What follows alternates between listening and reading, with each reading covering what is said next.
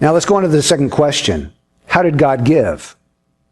How did he give? Well, he gave in two ways. He gave his son sacrificially and spontaneously. First of all, sacrificially. For God so loved the world that he gave. The meaning is he gave over. He gave him up. He devoted him to destruction. The next verse says, for God did not send the Son into the world to judge the world, but that the world through him should be saved. So what does it mean for God to give his Son if you interpret it by the very next verse? It means to send his Son. The giving of the Son in verse 16 is the same as the sending of the Son in verse 17. So for God to give up his Son means that he's sending him from heaven to earth on a mission. It's a mission to give up his life and to pay a ransom for many, to lay down his life, to redeem a people for himself, to exalt his great name, to bring glory to who he is. So he gave sacrificially. Paul says in Romans 8:32, he who did not spare his own Son, but delivered him up for us all, how shall he not also with him freely give us all things? God didn't spare his Son. Now, what does it mean to spare something? It means to spare them pain, doesn't it? And suffering. You want to protect them. God didn't protect the Son. He didn't shield the Son. He didn't spare him.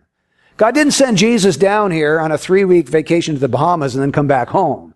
He sent him down here to experience the derision and the contempt and the mockery and the shame and the humiliation and the torture and the scourging and the sufferings and ultimately to give up his life. It's a sacrificial giving of the Son. Have any of you ever seen that short little movie? I think it's about 15 minutes. It's a Czechoslovakian movie with subtitles. It's called either The Bridge. The Bridge is the English version, but in Czechoslovakia, it's called Most. Well, the story goes like this. There is a drawbridge operator, and he's going to work one day, and he takes his son with him. And he just loves this son to pieces. That comes out in the first part of the movie. But he says, okay, Dad's got to go into the engine room and I've got to do my work. Why don't you go down by the shore of the lake and just play? And later on, after I'm all done here, we'll go and we'll have some fun together. So the little boy goes down to the lake. The dad goes up into the engine room and there's a steamship coming through the channel. And so he hits the lever so that the drawbridge opens up so that the ship can come through.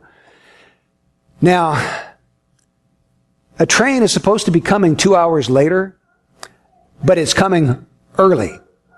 And the little boy is down by the lake and he looks up and he sees this train barreling down the tracks, off in the distance. And he starts yelling to his dad because his dad told him it's going to be an hour later. And he says, Dad, the train's coming. But his dad is in the engine room and he can't hear his son. He can't hear the whistle blow. He's occupied with other things. And it's too far for this son to run to where his dad is to tell him. The lever's not that far away. He thinks he can just run down the tracks and hit this other lever that will cause that drawbridge to come down so that all the people on the train can be saved. If he doesn't do that, they're all going to go into that body of water and they're all going to drown. And so the little boy runs down the train tracks, he finds the lever, and as he's trying to pull the lever, he falls down into this gearbox, and he's trapped down there. And right as his little son is falling into the gearbox, the father turns his eyes and sees what's happening. But at the same instant, he sees the train coming. And he's got this awful decision to make. What do I do?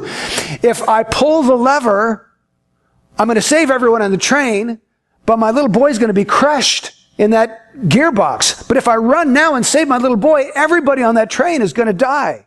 And you can see the anguish on his face as he's trying to figure out, what do I do? What do I do? And in the very last instant, he pulls the lever, the drawbridge comes down, and his little boy screams as he is crushed by that gearbox. Everyone on the train is saved. The boy dies. And then the scene shows all the people on the train smoking cigarettes and talking and laughing, and they're completely oblivious to the sacrifice that this man has just made. You know, the Bible says the Lord was pleased to crush him. God was pleased to crush his son for the likes of us. Most people in this world are just oblivious to what God has done. They don't know. And even if we tell them, they don't care. But that's the love of God. It was a sacrificial giving